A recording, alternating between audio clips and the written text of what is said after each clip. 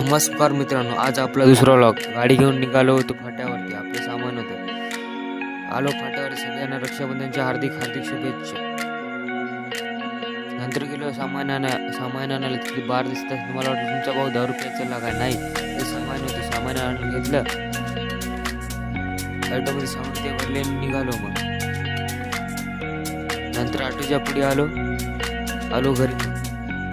आपल्या मांजरासोबत थोडंफार खेळलं. तेवढ्यात आपण ऑटोची वाट बघत होतो. तेवढ्यात ऑटो पण आला. ऑटो आला, सामान ते उचलून गेलो गावामध्ये. साईडवर आपण तिथे कपडा नेऊन देण्यासाठी भांड्या पण लावला मला. मग गाडी घेऊन निघालो घरी. घरी घेऊन आलो. मग मम्मीने पाणी आणायला वाट लावलं. तेवढ्यात मग आपल्या इथे आली. उद्या नवीन ब्लॉग मध्ये.